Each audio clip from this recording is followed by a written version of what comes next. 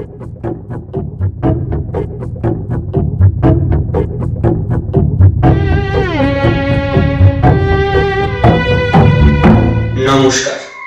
আপনারা শুনছেন কণ্ঠস্বর।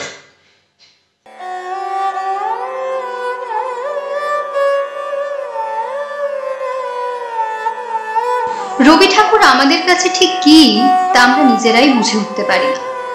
কখনো আমাদের ভালোবাসার ক্লাস নিচ্ছেন, কখনো প্রতিবাদের স্লোগান হয়ে লিখছেন পোস্টার, কখনো ভেঙে যাওয়া জীবনকে জুড়ছেন নিজের হাতে। আজকের গল্প চারুলতা সেই রবি ঠাকুরকে নিয়ে, আমাদের প্রাণের ঠাকুরকে নিয়ে।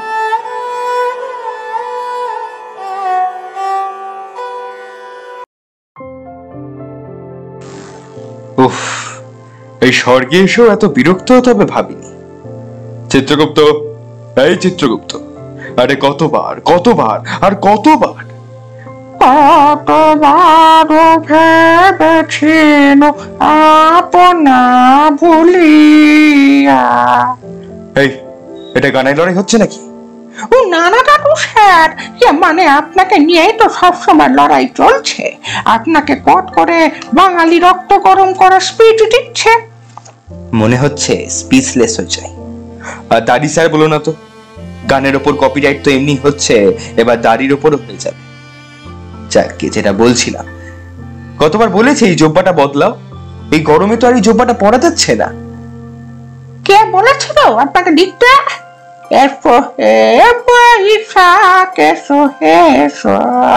মুমূর্ষুকে এমন উড়িয়েছেন যে লুটো বেচারার হিস্টক হয়ে যাচ্ছে। আবার চীনের মতো কথা বলো না চিত্রগুপ্ত। চীন থেকে সাবধান, ওরাই কিন্তু ভাইরাসটা এনেছে। এত বছর আমার সাথে থেকেও ভোকাবুলারিটা তোমার ঠিক হলো না। যাকে, এবার রিপোর্টটা দেবে নাকি? হ্যাঁ লালু স্যার, এবার আপনার হ্যাপি বার্থডের জন্য 982টা মালা, 500টা মতো আপনার ছবি, আর 700টা মতো এই অনলাইন আর গুগল থেকে ডাউনলোড হয়েছে। ছি ছি ছি ছি, এবারে কেউ বই কিনলো না। না কেনেনি, তবে পেয়েছে আছে। বাবা, কে সে? ক্লাস 5 পড়ে একটা মেয়ে, জন্মদিনে রবীন্দ্র রচনাবলীর একটা সেট পেয়েছে। কি অদ্ভুত কোইন্সিডেন্স, মেয়েটির জন্মদিন আর আপনার জন্মদিন একই দিনে, 25শে বৈশাখ। বেশ বেশ, কি নাম মেয়েটির? চারুলতা সেন। আসলে এই মেয়েটির মা ঠাকুমা আপনার খুব বড় ফ্যান, ওরাই ওর জন্মদিনে রচনাবলীটা দিয়েছে। ছোট মেয়ে, রচনাবলীটা একটু বেশি কঠিন হয়ে গেছে ওর জন্য। চিন্তা নেই দাদু স্যার, এই আজকালকার মেয়েরাই, মানে মেয়ে ছেলেরা আসলে আপনার বই পড়ে না। ওই মেয়ে আপনার বই খুলেও দেখেনি আর দেখবেও না। আমি একটু যাই, বুঝলে? কোথায় যাবেন? চারুলতার কাছে যাই। আমার নাতনির কথা মনে পড়ে যাচ্ছে গো। এভাবে বউটার পরম যায় না, একদম যায় না। আরে অন্তত ইমিগ্রেশন অফিসারকে বলে যান, আপনার পাসপোর্টটা কিন্তু এখনো রিনিউ হয়নি। আপনি কিন্তু মোটের নাগরিক নন, আপনি আপনার কাছে কাগজও নেই। কি বললি হাম্মক? না ঠিক আছে আপনি যান। চারুলতা নিজের বার্থডে গিফট আনপ্যাক করছে। ঠাকুমা মা একতলায় ঘুমাচ্ছেন। দোতলার ঘরটা চারুলতার পড়ার ঘর, শোয়ার ঘর, রং বেরঙের স্বপ্নের ঘর। বার্থডে গিফট আনপ্যাক করতে করতে চারু ভাবে, ইস, ক্যালেন্ডারে জন্মদিনের রাতটাকে ধরে রাখতে পারলে বেশ হতো। আবার কাল একঘেয়ে জীবন, বিরক্ত লাগে চারুর। উঠে পড়ে অঙ্কের খাতার পেছন পাতাটা ছিঁড়ে নৌকা বানাতে থাকে। যখন কিছু ভালো লাগে না, তখনই নৌকা বানাতে থাকে চারু। সমস্ত না ভালো লাগাগুলোকে ভাসিয়ে দেয় নৌকায়। হঠাৎ একটা গম্ভীর গলার আওয়াজ। শুভ জন্মদিন চারুলতা। কে? চিৎকার করে মাকে ডাকতে চায়, উঠতে গিয়ে দরজার কাছে সুইচ বোর্ডে আলো জ্বালাতে চায়, কিন্তু পা গুলো চলে না। তুমি কে? এখানে ঢুকলে কি করে? আমি ঠাকুর। ঠাকুর? ওই সিংহাসন থেকে উঠে এসেছো বুঝি? আমার বাবাকে সঙ্গে করে এনেছো? আমি সেই ঠাকুর নই, আমার পদবী ঠাকুর। আমার নাম রবীন্দ্রনাথ ঠাকুর। তুমি রবীন্দ্রনাথ ঠাকুর? কেন, বিশ্বাস হচ্ছে না? তাহলে প্রশ্ন করো। মায়ের ফোনটা লুকিয়ে এনেছিল চারু। নেটটা অন করে উইকিপিডিয়া চালু করে একের পর এক প্রশ্ন করতে থাকে। মৃত্যু, পরিবার, কবে কোন পুরস্কার, সব মিলে যাচ্ছে। মনে মনে ভাবে, সবই তো মিলে যাচ্ছে। চুরি যদি করতে আসে, তবে জেনারেল নলেজটা ঝালিয়ে এসেছে কেন? ওরে নবীন, ওরে আমার কাঁচা, ওরে সবুজ, ওরে অবুজ, আত্মরাদের ঘাম মেরে তুই বাঁচা। কি কি বিড়বিড় করছো? বললাম বিশ্বাসে মেলায় বাঙালি, আর অবিশ্বাস করো না। তোমাদের বিজ্ঞাপনের ভাষায় ছবি, সই সব মিলিয়ে নিতে পারো। আচ্ছা, তুমি তো খুব মানে তুমি জানো, তোমার একটা কবিতা আমাদের সিলেবাসে আছে, এই হৃদয় আমার নাচিরে আজিকে। সেখানে কলাপের মতন করেছে বিকাশ, এই লাইনটার মানে লিখতে পারিনি বলে 3 নাম্বার কাটা গেছে। এইসব কঠিন কঠিন কথা লিখেছো কেন তুমি? আহারে। আচ্ছা, তুমি নৌকা বানাতে বড় ভালোবাসো বুঝি? ঘরের চারিদিকে নানা সাইজের নানা রঙের নৌকা, লাল, সবুজ, বেগুনি, কমলা। হঠাৎ দেখলে মনে হয় এক ঘর সমুদ্রে কে যেন রেনবো ছড়িয়ে দিয়ে গেছে। চারু বলে, হ্যাঁ, আমার নৌকা বানাতে খুব ভালো লাগে। যখন রাত্রিবেলা ঘুম আসে না, বা যখন খুব মন খারাপ হয়, ওই এক একটা নৌকায় আমার এক একটা মন খারাপ সাজিয়ে রাখি, আর তারপর জলে ভাসিয়ে দিই। চারুর কথা শেষ হলে জোব্বা পরা দীর্ঘ লোকটা এগিয়ে যায় পাশে রাখা চারুর বইটার কাছে, যেটা সে তার মা ঠাম্মার কাছ থেকে উপহার পেয়েছে। রবীন্দ্র রচনাবলী সেট থেকে একটা খণ্ড বের করে উল্টাতে থাকে পাতা। তারপর বলে ওঠেন, ছুটি হলে রোজ ভাষায় জলে কাগজ নৌকা খানি, লিখি তাতে আপনার নাম, লিখি আমাদের বাড়ি কোন গ্রাম।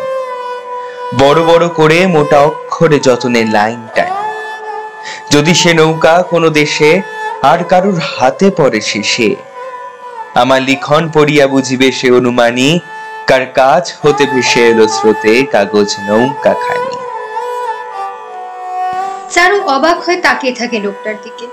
ওর মনে পড়ে যায় টিংটং এর কথা, যার সঙ্গে ওর স্বপ্নে দেখা হয়, যার কাছে ওর ওই লাল নীল সবুজ নৌকাগুলো জমা হয় একটা একটা করে। কিন্তু ওই বুড়ো লোকটা জানলো কি করে? এইগুলো তো ও ডায়েরিতে লেখেনি, বেস্ট ফ্রেন্ড নেহাকেও বলে। তাহলে তাহলে অদ্ভুত জামা পরা লোকটা সত্যি ঠাকুর? মা বলে ঠাকুর সব জানে। ভাবতে ভাবতে হারিয়ে গেছিল চারু। তারপর এক সময় ভোরের গন্ধটা ঢুকে পড়ে জানলা দিয়ে। ঠিক যেইভাবে হারিয়ে যাওয়ারা ফিরে আসে ভোরের আভার সাথে, ছোট্ট চারুলতাও ফিরে আসে ঘোর কাটিয়ে। দেখে শেষ রাতের রেশটুকুর সাথে মিশে যাচ্ছে অদ্ভুত জামা পরা দাড়িওয়ালা লোকটা। আচ্ছা, শীতকাল থেকে ক্যালেন্ডার যখন গরমকালে যায়, রাতটা কিভাবে আস্তে আস্তে ছোট হতে থাকে, তাই না? বড় হওয়াটাও ঠিক সেইভাবে। বয়স যত বাড়তে থাকে, দিনের মতো ছোটবেলাটাও ছোট হতে থাকে। চারুলতার জীবনে ছোটবেলা পেরিয়ে এখন এসেছে ইঞ্জিনিয়ারিং কলেজ, ফার্স্ট ইয়ার। কলেজে ক্যান্টিনে ও আর অরুণিমা বসেছিল।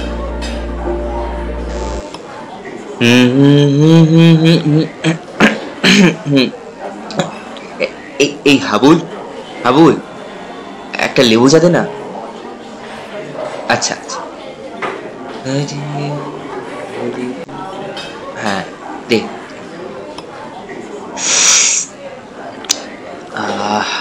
বেশ।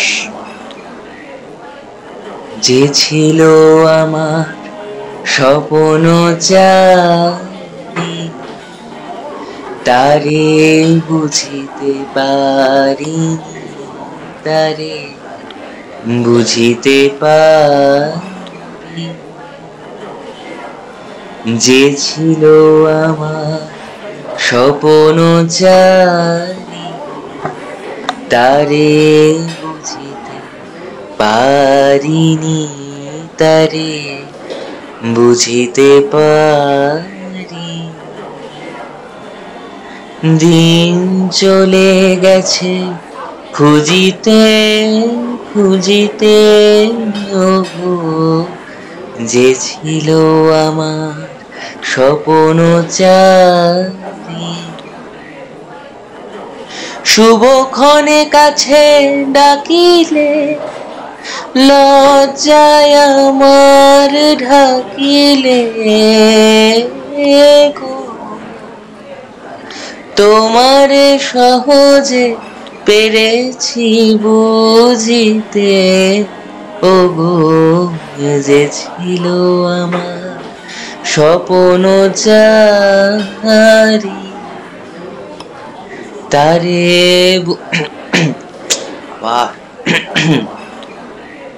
কিরে চারু, আর কতক্ষণ করে দেখবি?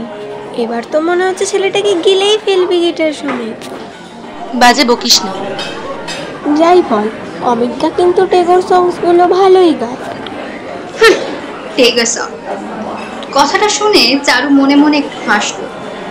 ক্লাস 5-এ ওই জন্মদিনটার কথা ওর আজকেও মনে আছে, কিন্তু ওই দিনটা কতটা সত্যি আর কতটা স্বপ্ন সেটাও আজও বুঝতে পারেনি। শোন না, হালকা আতেল আছে, লেগে পড়। লেগে পড় মানে? মানলাম ভালো লাগে, তার মানে? এক সেকেন্ড, শুধু ভালো লাগে তোমার? আচ্ছা বুঝলাম, খুব খুব খুব ভালো লাগে। তা বলে আমি হ্যাংলার মতন অ্যাপ্রোচ করতে পারবো না। তারপর আমাকে দেখ, একটা কালো মেয়ে, অগোছালো চুল, কোঁচা নাক, আরে মোদ্দা কথা পুরো আনইমপ্রেসিভ চেহারা। কি যে বলিস না তুই, অগোছালো চুল স্ট্রেট করে নিবি, আর এখন কালোটা কোনো ম্যাটার করে না। তাই নাকি? তাহলে সেদিন শপিং মলে লাইট গ্রিনটার বদলে ডার্ক মেরুনটা কেন সাজেস্ট করলি? আরে আরে, ওটা তো মানে ওটা তোর গায়ে ভালো লাগছিল, দ্যাটস ইট। শোন, তোদের মতন কোট আনকোট সুন্দরীদের তালিকায় আমি পড়ি না, আর তোদের মতন কোট আনকোট সুন্দরদের তালিকায় ওই অমিত রায়রা পড়ে। আর এই প্যারামিটার দুটো শুধু প্যারালালি চলে, কানেক্টেড হয় না। এক্সকিউজ মি, আমি জানি ক্যান্টিনে গান গাওয়াটা অত্যন্ত অপরাধ, আর আমি কাউকে আমার গান শোনার জন্য জোরও করতে পারি না অ্যাজ ইউজুয়াল।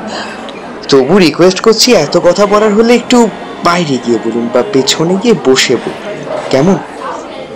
আমি চললাম অরুণিমা।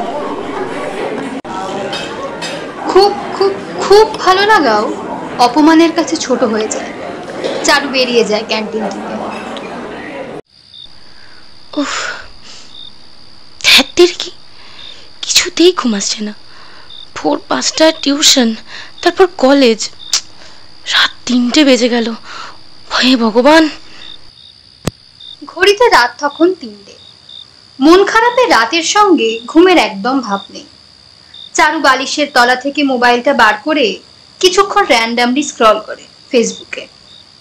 তারপর প্রোফাইল সার্চে গিয়ে লেখে অমিত রায়। না, রিসেন্ট কোনো আপডেট নেই। এবার হোয়াটসঅ্যাপে লেখে অমিত রায় 3rd year, লাস্ট সিন 2:20। কথা হয়েছে হাতে গুনে 2-3 বার, সবই কেজো কথা। কলেজ সিলেবাস নিয়ে একটা 3rd year-এর ছেলের সাথে একটা 1st year-এর মেয়ের যতটুকু কথা হতে পারে ততটুকুই। চারু টাইপ করা শুরু করে। জানি অনেক রাত হয়ে গেল, এখন SMS করাটা ঠিক নয়, তবে আজ ক্যান্টিনে। এইটুকু লিখেই থেমে যায় চারু। তারপর কি মনে হতে মুছে দেয়। যা বলতে চাও তা না বললে কি করে চলবে? চারু চমকে ওঠে। গলাটা খুব চেনা লাগে তার। রবি ঠাকুর। জানলা দিয়ে চাঁদের আলো নেমে আসে ঘরের ওপর। আলোটায় কিরকম যেন আবছায়া আছে। চারু দেখে ক্লাস 5-এ জন্মদিনের রাতটা আবার নেমে এসেছে। চারুর বয়স বেড়েছে, কিন্তু কবির বয়স বাড়ে না, তাই রবিরও বাড়েনি। রবি ঠাকুর এগিয়ে যায় পড়ার টেবিলের দিকে। পড়ার বইয়ের তাক থেকে ধুলো পড়া রবীন্দ্র রচনাবলীটা তুলে একটা খণ্ড খুলে নিয়ে পাতা উল্টাতে থাকে। তারপর চারুর দিকে এগিয়ে এসে বলেন, ওইগুলো বই পড়তে ভাল লাগে না। আমি তোমার কাছে দুঃখ করবার জন্য চিঠি লিখিনি। মানে কিসের চিঠি? আমি তোমার কাছে দুঃখ করবার জন্য চিঠি লিখিনি, কিংবা তোমার কাছে অভিমান করাও আমার উদ্দেশ্য নয়। আমি ভাই কোনো লোকের মতো ঢাক ঢোল বাজিয়ে অভিমান করতে পারিনি। যদি আমি অভিমান করি তো সেটা মনে মনে। আমার অভিমানের অশ্রু কেউ কখনো দেখতে পায় না, আমার অভিমানের কথাও কেউ কখনো শোনেনি। অভিমান আমার কাছে এমনই গোপনের সামগ্রী। তুমি এগুলো জানলে কি করে, লিখলে কি করে? এই এই তুমি বলো তো, তুমি আসলে কে? প্রাণের মানুষ। শোনো, আতলামিগুলো তোমার কাছেই রাখো। আতলামি অমিত করে কিছু বুঝি না, শুধু বুঝি আমি ওর সামনে দাঁড়ালে কিছু বলতে পারি না।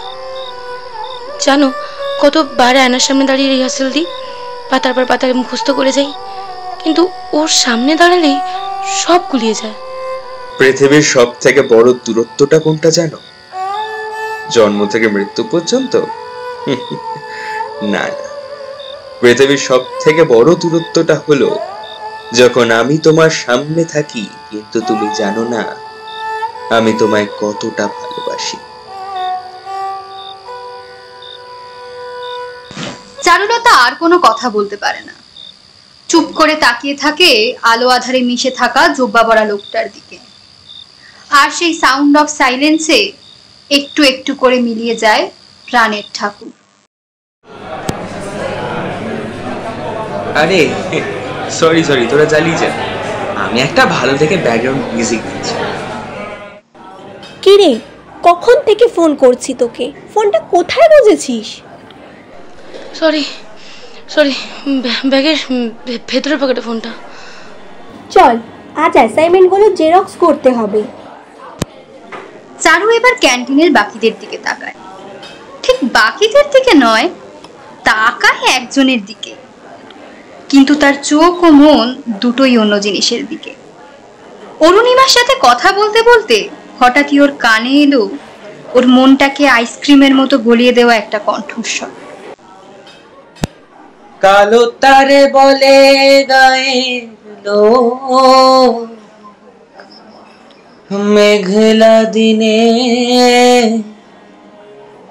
দেখেছিলেন মাঠে কালো মেঘের কালো হরিণ চোখ, ঘুমটা মাথায় ছিল না তার মোটে,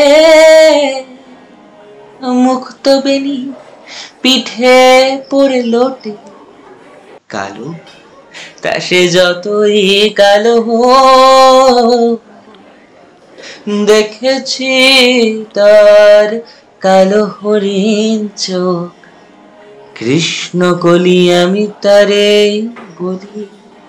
চারু চা খেতে খেতে একবার ঘুরে তাকায়, তার মোটা করে টানা কালো চোখে তখন রবি ঠাকুর। দোতলায় লাইব্রেরির পাশ দিয়ে যে সিঁড়িটা নেমে গেছে সেখানে একটা জায়গা আছে, ছোট্ট কোণ মতো। চারুর বড্ড প্রিয় জায়গা। সেখানেই চারু আর অরুণিমা বসে গল্প করছিল। তখনই অমিত এসে চারুর উদ্দেশ্যে বলল, কতক্ষণ ধরে ফোন করছি তোকে, ফোনটা কি জলে ফেলে দিয়েছিস? কেন, কি দরকার? বলবো, তবে এখানে ওট যত। কেন মানে কোথায় যাব? এত প্রশ্ন করিস কেন? ক্লাসেও কি এরকম প্রশ্ন করিস নাকি? চল অরুণিমা, তোর বন্ধুটাকে নিয়ে গেলাম। হ্যাঁ ঠিক আছে, আমি তাহলে আজ আর ওয়েট করছি না, ওরা আজ দেরি হবে। Have fun. সিঁড়ি দিয়ে নামতে থাকে অমিত, পেছন পেছন চারু। অমিত একবার পেছন ফিরে দেখে নেয় চারু আছে কিনা। দুজনেই কোনো কথা বলল না, শুধু চোখে চোখে দেখা। দুটো চোখের ভাব সম্প্রসারণ করতে গেলে চারু পাতার পর পাতা লিখে যেতে পারত। হঠাৎ চারু হোঁচট খেল, অমনি চারুর হাতটা অমিত শক্ত করে ধরে নিল। আস্তে আস্তে লেগেছে? না আমি ঠিক আছি। সত্যি করে বল, কেটে যায়নি তো? আমি ঠিক আছি, মানে যতটা থাকা যায়। মানে ঠিক করে হাঁটতেও পারিস না? এরকম অগোছালো কেন তুই? জানি না। কলেজ গেট পেরিয়ে চায়ের দোকান, 6-7টা বিস্কুটের কৌটো, একটা তারামার ছবি আর গ্যাস নিয়ে হাবুদার চায়ের দোকান, আর একটা রেডিও যেটাতে বাজছে রবীন্দ্রসঙ্গীত।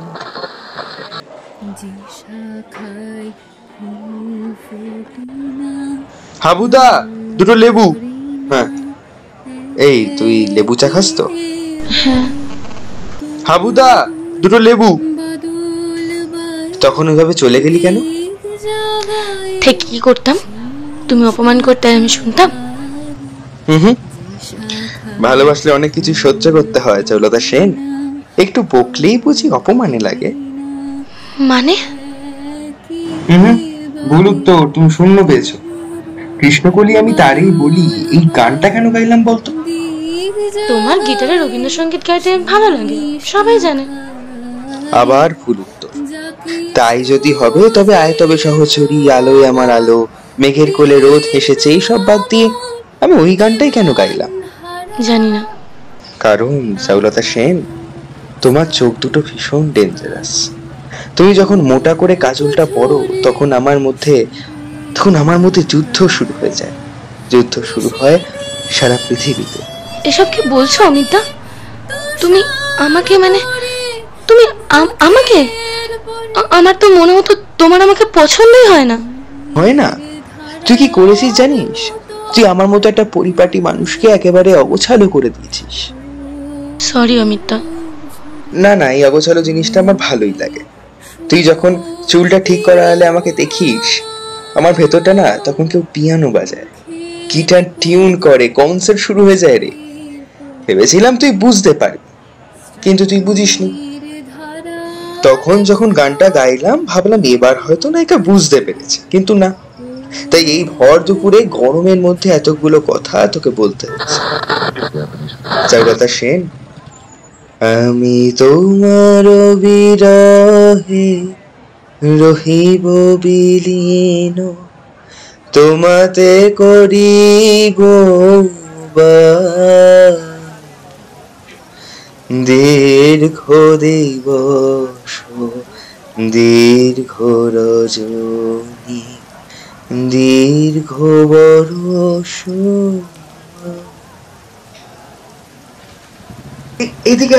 এদিকে আয় নাহলে ভিজে যাবি। অমিতের হাতটা জড়িয়ে চারু বলে, আমি তোমাকে খুব খুব খুব ভালোবাসি। তবু মনে রেখো, তবু মনে রেখো, যদি দূরে যাই চলে, তবু মনে রেখো, যদি পুরাতন প্রেম ঢাকা পড়ে যায়, নব প্রেম জালে, মনে রেখো, যদি থাকে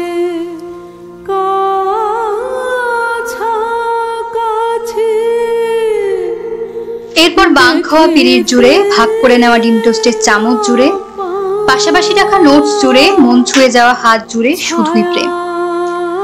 কলেজের সিনিয়র জুনিয়রের প্রেমের কিছু বিশেষ সুবিধা আছে। পড়া বোঝার মতো একটা সলিড বাহানা সব সময় রেডি থাকে। সেরকমই একটা সন্ধ্যাবেলা অমিত এসেছে চারুর বাড়িতে। এইসব সন্ধ্যাবেলার দুটো উদ্দেশ্য থাকে। এক, ডাটা স্ট্রাকচারের বইটা খুলে রাখা, আর একটা আউট অফ সিলেবাস। চারু মাকে বলে, মা অমিত দা এসছে, আমি ঘরে নিয়ে গেলাম। আচ্ছা, কিছু খাবি তোরা? না না অমিতা, তুমি রিল্যাক্স করে বসো। ঘরটা একটু অগোছালো, আমারই মতো, তা সেটা তো তোমার ভালোই লাগে। অমিত চারুর পড়ার টেবিল থেকে একটা রবীন্দ্র রচনাবলী তুলে নেয়, নিয়ে বলে, বইয়ের উপর জমা ধুলোটা না একদম ভালো না, এই বিশেষ করে কবিগুরুর। আমার তো বই পড়তে একদমই ভালো লাগে না, কিন্তু পাশ করতে গেলে একটু তো বই পড়তেই হবে। আর তোদের ক্লাসের ওই অমৃতা আছে না, হ্যাঁ ওই অমৃতা কিন্তু বেশ ভালো পড়ছে, খুব ভালো একটা প্রজেক্টও শুনলাম নাকি জমা দিয়েছে জিএস স্যারের কাছে। তাহলে প্রেমটাও করো না ওর সাথে তুমি। আমি তো সাধারণ মাথা মোটা ফাঁকিবাজ। আবার শুরু করেছিস? শুরু আমি কোথায় করলাম? তুমি সেদিনকে এমন করে বোঝাচ্ছিলে যেন ওর থেকে ভালো স্টুডেন্ট আর নেই। ও বাবা, সেটাও লক্ষ্য করেছো তুমি? লক্ষ্য? এতক্ষণ ধরে বোঝানোর কি আছে? হ্যাঁ, আমার খুব রাগ হচ্ছিল, খুব। ভালো তো, সোহাগের সঙ্গে রাগ না মিশলে ভালোবাসার ঠিক স্বাদ থাকে না। তরকারি তো ওই লঙ্কা মরিচের মতো বলতে পারিস। বাবা, এটা কি বললো? ওই যে যার বইগুলো তুই ধুলো খাওয়াচ্ছিস সেই বলে গেছে। উফ, তুমি এখানেও ঢুকে পড়েছো। কি বললি? বলছি তাহলে অমৃতাকেই তোমার পছন্দের লেবু চাটা খাইও, ওকেই তোমার গানগুলো শুনিও, অমৃতাকেই তোমার ব্যাগটা রাখতে দিও, অমৃতাকেই। চারুর কথা শেষ হয় না, তাকিয়ে দেখে অমিত একদম ওর কাছে চলে এসেছে। যতটা কাছে এলে সারাদিনের পরেও লেগে থাকা পারফিউমের গন্ধটা বেশ টের পাওয়া যায়। অমিত ওর চিবুকটা তুলে ধরে। চারু বুঝতে পারে এই প্রচণ্ড গরমে ওর হাতের আঙ্গুলগুলোই যেন বরফ জমেছে, আর একটু একটু করে দুজনের মধ্যে দূরত্ব কমছে।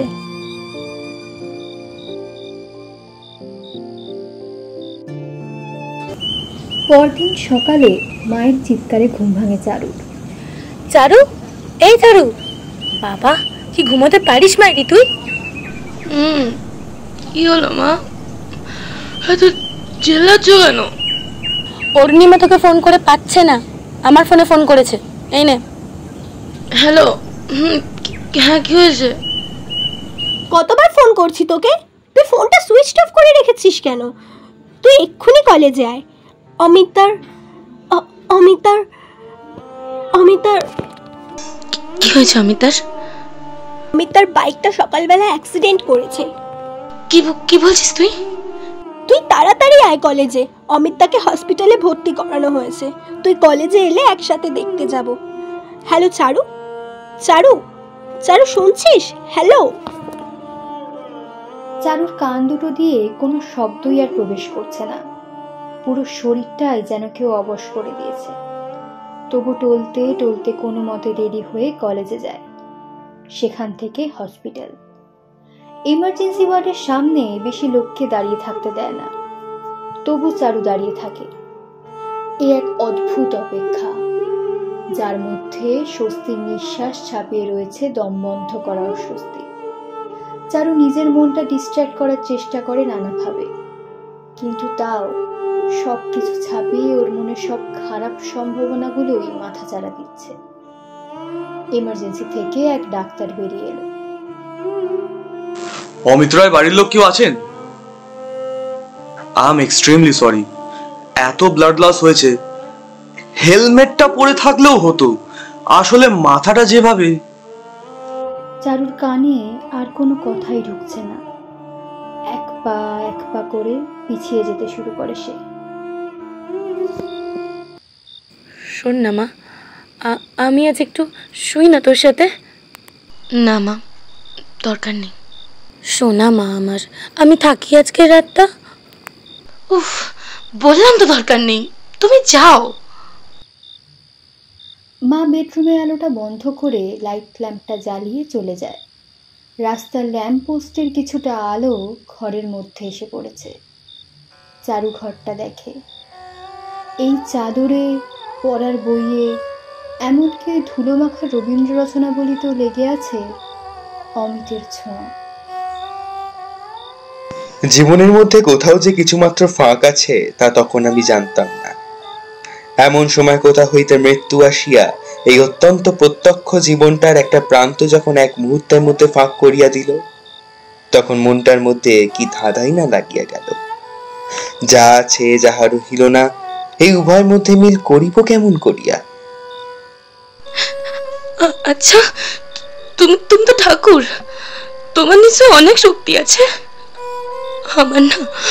আমার না ভীষণ কষ্ট হচ্ছে, একটু ঠিক করে দেবে? আচ্ছা আচ্ছা, এমন করে যদি চলে যাবে তাহলে এত ভালোবাসলো কেন? এখন এখন আমি কি করব? আর কোনোদিনও ওকে ছুতে পারবো না, দেখতে পারবো না, পাশে বসতে পারবো না, গান শুনতে পারবো না। এত কষ্ট, এত দুঃখ। দুঃখ যদি না পাবে তো দুঃখ তোমার ঘুচবে কবে?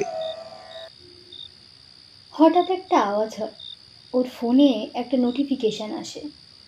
সারাদিন নানা চিন্তায় আর ফোনটা খুলে দেখা হয়নি। অরুণিমার 15টা মিসড কল। হোয়াটসঅ্যাপটা খোলে চারু। হঠাৎ ওর চোখে পড়ে অমিতের একটা আনরিড মেসেজ। চারুর বুকের ভেতরটা কেমন করে ওঠে। চারু SMS খোলে। গতকাল রাত 3টের সময় মেসেজ করেছিল অমিত। না মেসেজ নয়, ভয়েস নোট। চারু প্লে করে। এই যে চারুলতা সেন, আমার ভেতরটা একেবারে অগোছালো আর এলোমেলো করে দিচ্ছিস তুই। আজ তোর বাড়ি থেকে ফেরার সময়টা বড় অদ্ভুত লাগছিল জানিস। মনে হচ্ছিল সময়টা যদি ওখানেই আটকে রাখতে পারতাম। সেই ক্ষমতা আমার নেই, তবে যেটা আছে সেটাই তোকে দিই। আমার ভীষণ প্রিয় একটা গান তোকে পাঠাচ্ছি। আমি যখন যখন তোর সামনে থাকবো না, এই গানটা তোকে আষ্টে পিষ্টে জড়িয়ে রাখবে। কেমন? জীবন মরণের সীমানা ছাড়ায়ে বন্ধু হে আমার রয়েছ দাঁড়ায়ে। জীবন মরণের সীমানা ছাড়ায়ে এ মরু হৃদয়ের বিজন আকাশে তোমার মহাশন আলোতে ঢাকাশে। হে মরু হৃদয়ের বিজন আকাশে তোমার মহাশন আলোতে ঢাকাশে। গভীর কি আশায় নিবিড় পুলকে তাহারও পানে চায় দুবাহু বাড়ায়ে। জীবন মরণের সীমানা ছাড়ায়ে।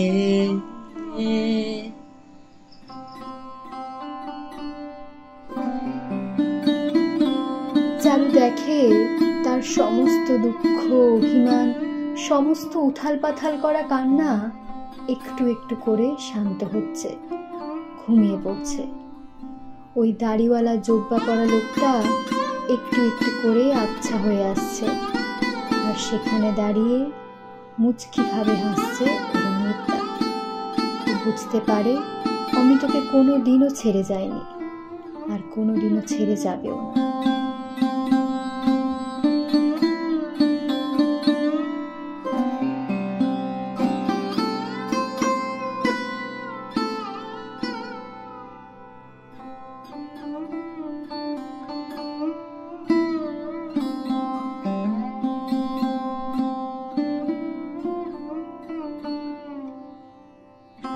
আপনারা শুনলেন কণ্ঠস্বরের প্রযোজিত গোধূলি শর্মার গল্প বন্ধু হে আমার অবলম্বনে চারুলতা। অনেক অনেক মানুষকে অতিক্রম করে অবশেষে আমরা ঠিক নির্দিষ্ট একজনের কাছেই ধরা দিই, যাকে আর কোনোভাবেই পার করা যায় না। সমস্ত রকম কাটাকুটি অদ্ভুতভাবে মিলে যায়। ভালো খারাপ, চোখের জল, রাতের ঘুম, সমস্ত আনন্দ সবটা ওই একজনকে ঘিরেই সুঁচুতোর মতো গেঁথে থাকে। আমরা চাইলেই তাকে আর ছেড়ে আসতে পারি না। আবার ইচ্ছা হলেই শক্ত করে জড়িয়েও ধরতে পারি না। শুধু এক প্রহর অপেক্ষা বুকে নিয়ে ঘুরে বেড়াই আজীবন। এসবই যেন আমাদের ভালো থাকা, এখানেই আমাদের বেঁচে থাকা। এই গল্পে পোস্টার ডিজাইনিং শুভম, ছোট চারুর কণ্ঠে শুভশ্রী, অরুণিমার কণ্ঠে সায়ন্তিকা, ডাক্তার সরঞ্জিত, চারুলতা সপ্তমিতা, চিত্রগুপ্ত, রবি ঠাকুর, অমিত এবং সমগ্র পরিচালনায় সোহম, সূত্রধর আমি অয়ন্তিকা। কণ্ঠস্বরের আজকের নিবেদন ভালো লাগলে অবশ্যই লাইক এবং সাবস্ক্রাইব করবেন। দেখা হচ্ছে পরের শুক্রবার পরবর্তী প্রযোজনা নিয়ে। নমস্কার।